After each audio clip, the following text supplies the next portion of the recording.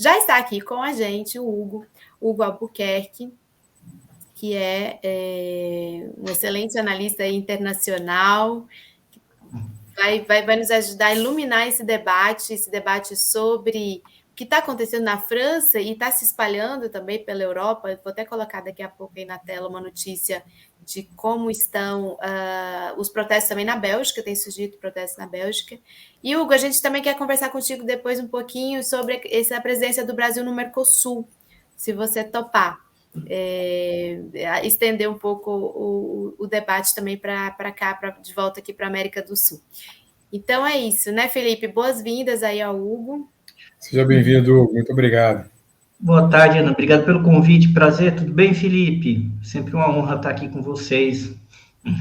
Olha, quanto à França... A França, ela está realmente muito agitada, porque, enfim, a França tem uma tradição de protestos, mas isso está muito... Hoje, a conjuntura lá é extremamente agitada, o quadro é extremamente incomum. E isso tem uma razão de ser. A França vive uma crise muito profunda, e não é de hoje.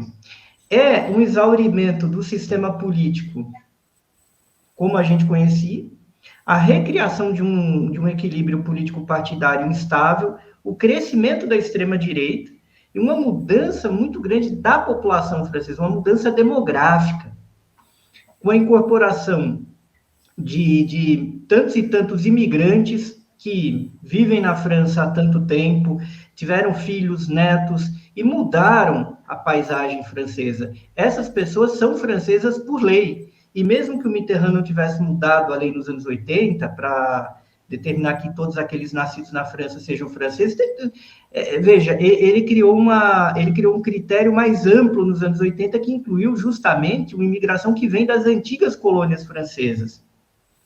Mas só que já é gente que é neta, bisneta de imigrantes. E isso gera um choque no momento em que o neoliberalismo, ele passou com algum atraso, foi implementado no país.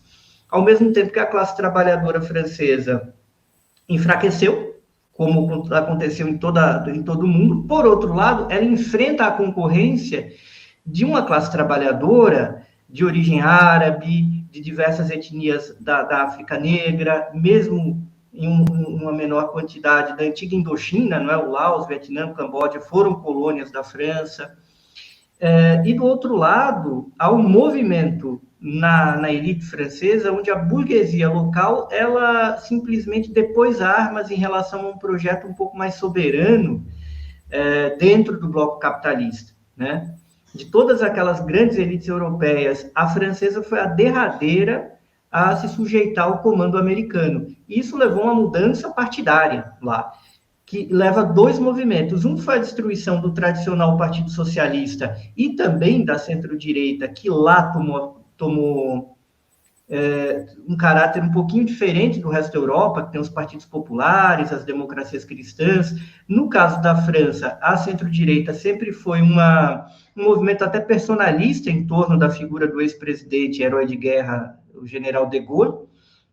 Isso acabou. Então, tem uma crise do gaullismo, acabou-se o Partido Socialista. De um lado, surgiu esse movimento liberal com o atual presidente Macron, que é um Fernando Henrique, ou um projeto Fernando Henrique francês, mas que ele buscava deter a hegemonia política quase completa, pegando os principais quadros do Partido Socialista e do partido do gaullismo, criando um partido ali de centro. Só que a mesma burguesia francesa que topou esse projeto, ela fortaleceu e normalizou a extrema-direita. O processo que leva Marine Le Pen, herdeira de seu pai, como líder da extrema-direita, ao topo, não é um processo natural, não é um processo espontâneo. A Marine Le Pen passou a ser recebida nos meios de comunicação franceses e meios de difusão de um modo geral como uma líder política perfeitamente normal. É um processo mais ou menos parecido com o que aconteceu aqui com o Bolsonaro, mas um pouco pior, porque ela é muito mais articulada que ele. E se de um lado essa extrema-direita era colocada praticamente para fora do jogo político francês, ela foi colocada para dentro e há cada vez mais uma adesão da grande elite francesa em usá-la não somente para dividir a classe trabalhadora francesa com marcadores raciais, como também para ser uma espécie de outro polo na disputa. E ela moderou uma parte do seu discurso e, basicamente, virou uma coisa mais ou menos tipo o que é o Partido Republicano nos Estados Unidos, que é bastante radical. Mas ela fez um caminho de sair da extrema-direita, da extremíssima direita, para uma extrema-direita que poderia ser relativamente palatável. Então, o que a gente está vendo hoje na França é a radicalização dessa luta de classes e dessa mudança que ocorre no país num momento de crise demorada, de crise em câmera lenta, mas que é, sim, uma crise e, ao mesmo tempo, uma crise que é tensionada pelo único futuro possível da França, que é essa classe trabalhadora multiétnica, árabe, africana, oriental. Então, é isso que tá nas ruas lá. E também, em grande medida, o fracasso do projeto do Macron de criar um neoliberalismo com características francesas, o que é uma novidade, de todo modo.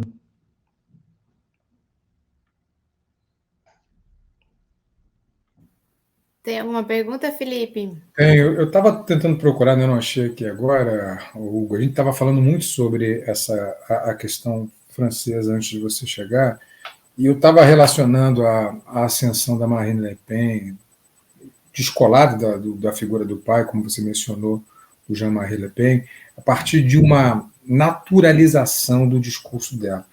E aí eu fiz algumas comparações com o Brasil, né? E uma comparação que eu deixei de fazer, mas queria que você fizesse, é sobre essa naturalização do Bolsonaro também.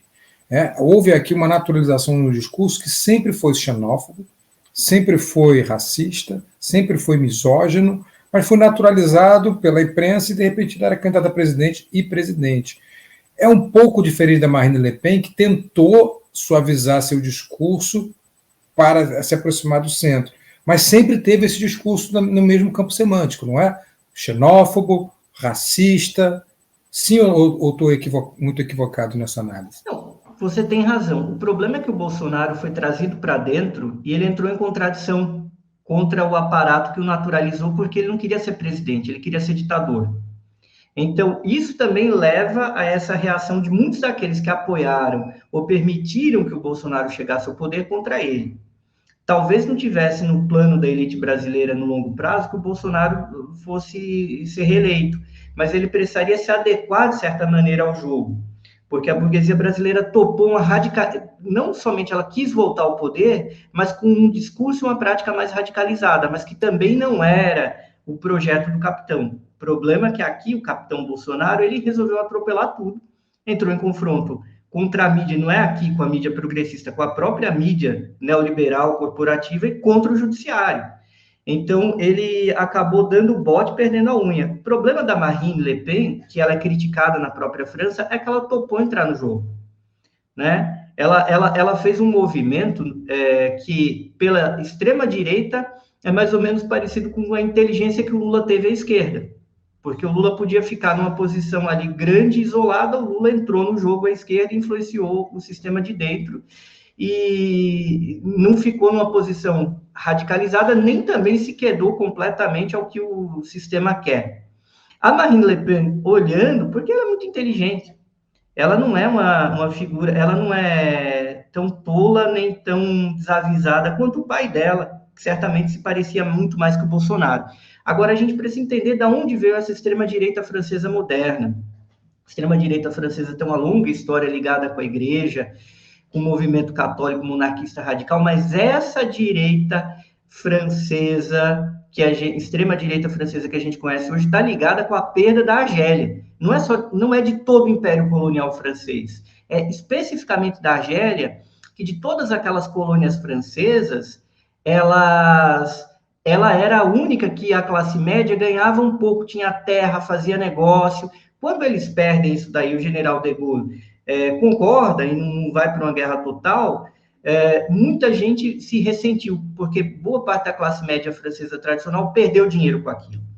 E esse tema da Argélia não foi colocado na roda da alta política francesa, porque a burguesia francesa topou perder a Argélia, porque ela achava que não valia o custo. Mas a Argélia ela tinha um impacto muito grande, não apenas no simbólico, como na economia real. A partir daí, essa extrema-direita vive desse ressentimento da derrota, especificamente na Argélia. Não da África Ocidental, não da Indochina, né? Vietnã, que era colônia francesa, aliás, uma colônia muito importante, mas especificamente de lá. E tem um movimento de massas que vai, na verdade, cooptando grande parte da classe trabalhadora francesa atingida pelo neoliberalismo e uma parte também da classe trabalhadora rural, dos pequenos proprietários rurais que são atingidos pelo neoliberalismo das normas da União Europeia. O tal comércio inter-europeu prejudicando a agricultura francesa. Isso criou uma massa de pessoas dispostas a votar na extrema-direita. Isso colocou o pai dela no segundo turno, há 20 anos. Mas ela percebeu que ela poderia caminhar mais porque havia mais descontentes, desde que ela desse um passo para trás e topasse, de certa forma, entrar no jogo político francês, no jogo da grande política, né? E hoje ela tem uma base. Hoje ela lidera a direita da França. Muito bom, Hugo. Eu quero trazer uma pergunta que veio da audiência, da Leila Araújo.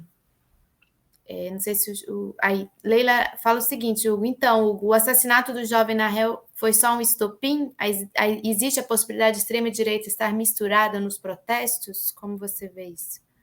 A extrema-direita, ela está em grande medida na polícia. Na França, como no Brasil, a extrema-direita faz um trabalho de base muito potente no aparato de segurança, nas Forças Armadas e nas polícias, na estrutura burocrática do Ministério do Interior. A polícia francesa, em grande medida, é formada por uma camada mais pobre dos brancos. E, geralmente, quem é a população marginalizada na França? São esses imigrantes e descendentes de imigrantes. Quando a gente está falando da questão da imigração na França, inclusive, tem um ponto curioso. Tem muita gente que não é branca, que não é francesa étnica, mas que já está cujas famílias já estão há muitas gerações lá. E, ao mesmo tempo, a gente sempre discute isso. Onde é que nasceu tal jogador da seleção francesa? Na França mesmo, pô. Mas a gente sempre tem aquela imagem que o sujeito, por ele ser árabe ou negro, ele não é francês. E as polícias veem dessa maneira. E isso é trabalhado pela extrema-direita com muita habilidade. Nesse sentido, há uma semelhança entre a extrema-direita francesa e a extrema-direita brasileira. Então, muito provavelmente, tomado por um ideário radical, algum policial atirou no garoto, e isso gerou um estupim, porque não foi... Essas grandes manifestações, elas aconteceram não somente pelo crime, mas pela própria reação das polícias da França e das associações policiais, que foram, basicamente, tomar uma posição de passar o pano. Então, foi muito impactante o que aconteceu lá, levando em consideração que agora há pouco também ocorreram grandes manifestações contra a reforma da Previdência, promovida pelo Macron, que a Marine Le Pen inteligentemente moveu a base dela, a esquerda também moveu, o governo já estava enfraquecido e a polícia vinha de uma rodada de repressão muito marcante lá.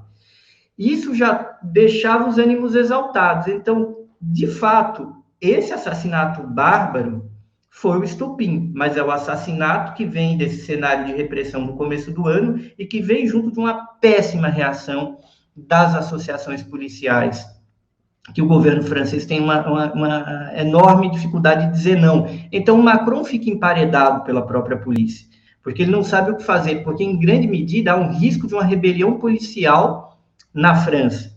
Esse risco não está fora do radar, porque lembremos que essa extrema-direita nasce, inclusive, com a tentativa de golpe militar contra o general de Gaulle lá atrás, porque eram justamente os oficiais que ficaram irresignados pelo recuo, que eles consideravam recuo, na guerra da Argélia. Então, isso está no plano. A extrema-direita francesa sempre trabalhou com esse projeto de cooptação das forças de segurança do país e até algum movimento golpista. Então, esse é o cenário. A própria polícia tem insuflado as manifestações com uma repressão desmedida. E eu não sei até que ponto o governo do Macron tem um controle. Eu acho que ele está próximo de uma crise, e isso é o que faz esse cenário ser um pouquinho pior. O Fred aqui perguntou, né, também... Ah, é o Fred, Tem essa pergunta das do Fred. posições da França em relação à exclusão do acordo do AUKUS, o não completo alinhamento com os países da OTAN. Bem, a França é um país que durante muito tempo não participou da OTAN, né? Desde os anos 60. Quando é que a França volta à OTAN? E o que significa isso? Volta quando o neoliberalismo passa a ser implementado no país. Aquela velha política francesa que mantinha uma relativa autonomia aos Estados Unidos acaba com o Sarkozy, que nem era o candidato do Jacques Chirac. Foi uma figura meio que empurrada, goela abaixo, do Chirac para ser ministro, e depois se coloca como presidente. Então, o papel dele foi sujeitar as Forças Armadas da França às Forças Armadas Americanas, porque isso é o que significa a OTAN.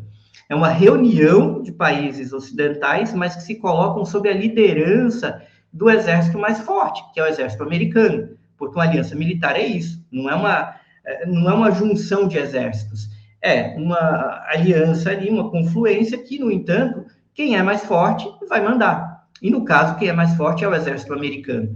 Então, a França, já há uns 15 anos, ela perdeu a sua autonomia militar, que era algo que o de Gaulle manteve, que Mitterrand manteve. Era um consenso entre a direita e a esquerda da França, e esse consenso foi perdido. Ao contrário, criou-se um consenso inverso entre direita e esquerda em relação a fazer parte da OTAN. Quem faz a crítica da OTAN hoje na França é a extrema-direita, mas não dá para saber se a Marine Le Pen, uma vez se torne presidente, se ela vai realmente romper, e a esquerda, né? O Mélenchon, que é o grande líder da esquerda francesa, ele é um crítico muito severo dessa sujeição militar da França aos Estados Unidos pelas piores razões, como a gente tem visto aí no mundo. Só que a briga da França com AUKUS lá no Extremo Oriente, que é essa aliança entre Austrália, Reino Unido e Estados Unidos, e que envolve o fornecimento de submarinos nucleares para a Austrália, para tensionar com a China, não é uma briga geopolítica, na verdade é uma briga comercial, porque a França pretendia vender submarinos nucleares para a Austrália e ela foi atropelada pelos Estados Unidos e pelo Reino Unido. Porque lembremos sempre, o chefe de Estado da Austrália é o rei da Inglaterra. É lá o rei Charles agora. Antes era a rainha Elizabeth. Na verdade, a Austrália tem meio que, como o Canadá, tem um certo governador-geral, e quem governa o país, de fato, é o primeiro-ministro. Mas a Austrália não é totalmente independente do Reino Unido, nem a Nova Zelândia, nem o Canadá, né? E, atualmente, o Reino Unido tem feito valer isso daí, inclusive com alinhamento da inteligência. Hoje em dia, já na comunidade de informações se fala nos 5 olhos, né? Que é basicamente a união da inteligência, a espionagem americana, do Reino Unido, do Canadá, da Nova Zelândia e da Austrália. Mas lembrando que, na verdade, não são 5 olhos, são 2, porque Canadá, Nova Zelândia e Austrália estão sujeitos ao comando estratégico britânico. E a Austrália, que é uma grande parceira comercial da China, foi colocada para guerrear com ela, basicamente. E isso gerou um prejuízo econômico para o complexo bélico-industrial lá da França. É por isso que o Macron está protestando, não é pelas melhores razões, porque o Macron foi deixado ali a falar sozinho, né?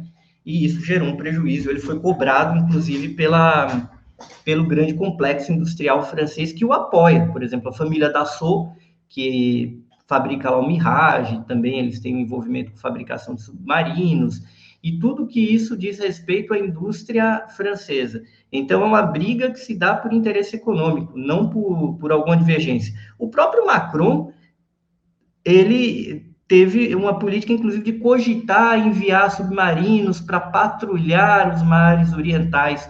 O problema é que não estão chamando ele para conversa, né? Os americanos têm excluído o Macron, inclusive em aliança com o Reino Unido. Isso tem razão com o Brexit, também uma série de outras variáveis. Muito bem, e a gente tem percebido a movimentação do Macron, né? Até o professor Felipe aí, nós somos agora PP, viu? O pessoal está falando aqui na audiência, Prestes e Pena, Felipe Pena. Então, aqui, disse aqui no começo sobre essas movimentações do Macron, e que nos chama a atenção. Macron pediu para ir na reunião dos BRICS, acho que vocês devem ter acompanhado. O Macron também já falou que vai estar na cúpula da OTCA, né, da Organização do Tratado de Cooperação Amazônica, que tem aqui a Guiana Francesa. O Macron foi, talvez, só ele e o Olaf Scholz, né, que nesse último período estiveram ali na China, também, no último período. O Macron organizou essa reunião aí da questão das finanças globais, governança financeira global, aquela que o Lula esteve. Então, ele tem sido um dos que tem se movimentado, tentando, de alguma forma, se diferenciar um pouco da OTAN, né, que é esse debate que o Hugo traz. Não sei se você quer fazer mais algum comentário sobre isso, Hugo, senão nós vamos te fazer aqui uma perguntinha sobre a participação do presidente Lula neste momento lá em Porto Iguaçu, dessa transição de presidência pro tempore do Mercosul. Rapidamente sobre França, só que eu acho que o Macron ele não consegue convencer com uma figura não alinhada, tanto que sim, não consegue convencer, ele faz esses movimentos. Ele nos BRICS, né? A Rússia ela está prestes a vetar a presença dele na cúpula sul-africana, e eu acho que uma das grandes razões a França faz parte da OTAN, né? Ela está dentro, ela resolveu voltar, ela estava fora. Enquanto a França esteve fora da OTAN, ela era lida como um ator estratégico independente e ela tinha muito mais poder por conta disso. É uma potência nuclear, é uma potência militar.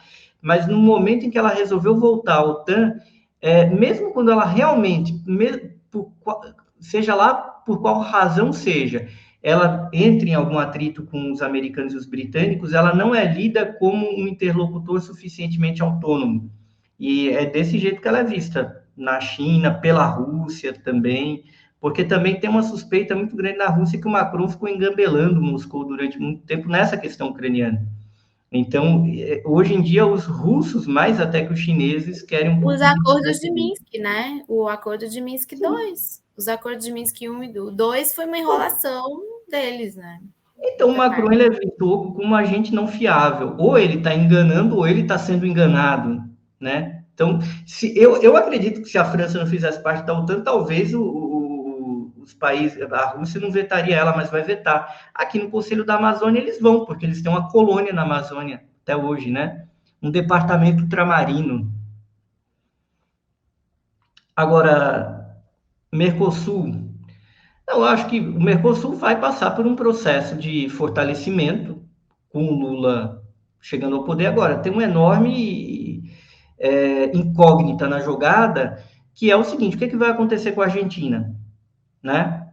Então, ao mesmo tempo que o Lula volta ao poder com toda boa vontade, com a capacidade de fazer a coisa voltar a girar, apesar de todos os contratempos que tem aqui, mas o Lula vai tirando de letra, tudo muito mais rapidamente do que as pessoas podiam supor. A Argentina é um problema, Ana, no curto e médio prazo, porque o que vai acontecer lá? O Massa vai ser eleito? Tem uma chance muito pequena. Infelizmente, a disputa na Argentina pode ficar entre a direita e a extrema-direita. E já temos a centro-direita no poder no Uruguai, que tem uma postura até mais... não dá tanta atenção para o Mercosul. A própria esquerda uruguaia, às vezes, quer se colocar um pouco para fora do Mercosul. Imagine o Lacalle Pou, que é uma figura hábil desses líderes aí de centro-direita. Vocês podem ver que ele é o único que durou no poder, porque ele é muito hábil. E lá no Paraguai, sempre governos de direita, né? Mas que são mais dependentes economicamente da Argentina e do Brasil. Mas uma vez que a coisa muda na Argentina e se acontecer o que se prevê, muito provavelmente a gente vai ter uma crise no médio prazo. E se entrar a extrema-direita na Argentina, a gente pode ter problemas muito grandes, porque o Milei, o candidato à extrema-direita lá, talvez seja mais maluco e mais inconsequente que o Bolsonaro. Agora, essa presidência do Brasil, ela ainda vai pegar o Fernandes, porque a eleição, se não me engano, é em novembro, e a transição, eu não lembro como é a posse lá na Argentina, se é dezembro, acho que é dezembro a posse. Então, isso quer dizer que o presidente Lula teria que correr aí com alguns projetos, enquanto está o Fernandes, né, na Argentina. Não sei se o Felipe quer comentar. Eu só queria fazer uma observação, porque eu acho que pega sim um pedaço, eu acho que você está certa, Ana.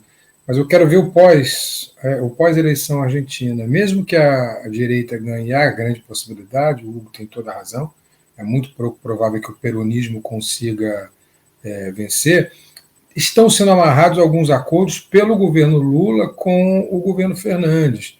Então, esses acordos que podem ser amarrados, a questão do gasoduto e outras questões, elas podem amarrar o próximo governo também, uma espécie de liderança do Lula, apesar de um governo de direita na Argentina?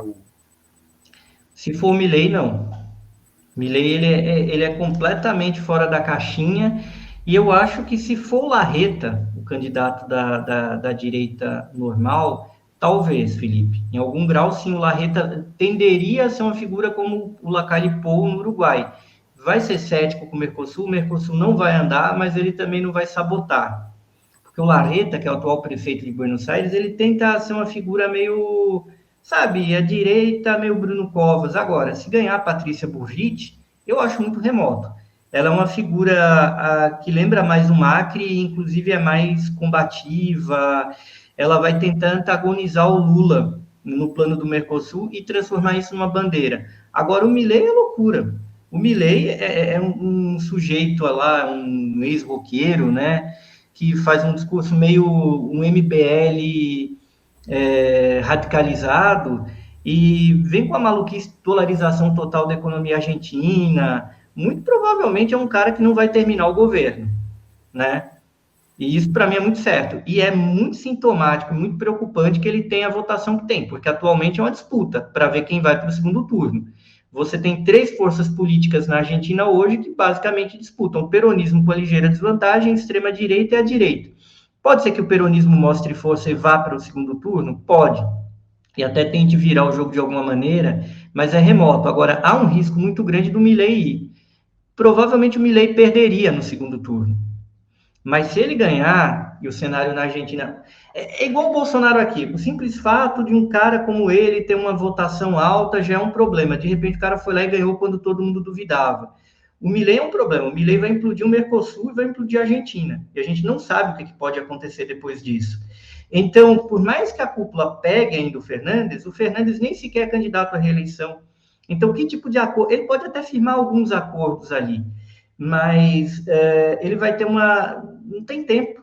E ele não é um pleiteante à reeleição. O Massa, inclusive, é uma figura um pouco mais à direita que ele no peronismo, é uma figura forte na política argentina, mas vai ter enormes dificuldades para uma reeleição. Então, no sentido geral, essa cúpula ela é esvaziada pela situação da Argentina, porque a situação da Argentina é muito grave, E o Lula mal acabou de entrar no poder, e hoje o presidente brasileiro dispõe de menos mecanismos do que há 20 anos, né? A presidência brasileira era mais forte, e o Lula pôde intervir na Argentina de maneira benéfica e no Mercosul com muito mais facilidade naquele momento. Só que a atual crise argentina, embora não tenha tido uma explosão como teve em 2001, ela é sim mais grave que aquele momento. A Argentina, ela... Gente, dava até assunto para um outro programa. A Argentina tinha de se reinventar. A Argentina precisa de uma reforma monetária muito profunda. A Argentina está no meio do caminho entre uma dolarização e uma economia que não é dolarizada.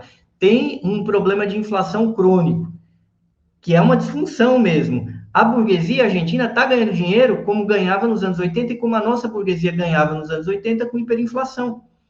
E a economia está desordenada. Então, basicamente, a Argentina dependeria, digamos, dela ser resgatada, não sei, pelos BRICS, pela China, por alguém. Não é um resgate barato e dependeria também de uma cooperação do governo argentino. E eu acho que o Fernandes fracassou nisso, porque o Fernandes ele quis manter a Argentina, de certa forma, alinhada com o Ocidente. E ao ficar no meio do caminho entre o Ocidente e os BRICS, ele não conseguiu fazer um acordo que seria um acordo de alto nível, né? O único país do mundo que teria interesse, poderia resgatar a Argentina, teria sido a China, mas eu não acho que ele gostaria de fazer os acordos que eram necessários. Aí agora o Lula chega no poder, ele quer fazer acordo com o Lula, mas o Lula mal acabou de chegar aqui, já enfrentou uma tentativa de golpe, está enfrentando o Campos Neto. O Lula só está se saindo bem porque é o Lula. Talvez se a gente tivesse eleito outra figura de esquerda, teria tomado o golpe agora em 8 de janeiro, né? Então, como também a Argentina não teve o Brasil, talvez o Brasil daqui a um ano teria condições de resgatar a Argentina, né? Mas daqui a um ano. E o Fernandes não tem esse tempo, o peronismo não tem esse tempo. Nós vamos fazer alguns programas aqui ainda para frente. Acho que a gente vai trazer a questão da Argentina, porque realmente dá um programa e fato, porque são muitos temas relacionados e a Argentina vai estar no foco agora nesse segundo semestre, né? Concordo contigo. Mas queria te agradecer muito, agradecer pelas suas análises, sempre suas contribuições, sua visão de analista internacional super estudioso, que nós sabemos que você é, e que sempre nos dá o privilégio aqui também de iluminar esses debates com a gente. Né, Felipe? Seja sempre bem-vindo, Hugo. Muito obrigado. Obrigado, Felipe. Obrigadão, um abraço.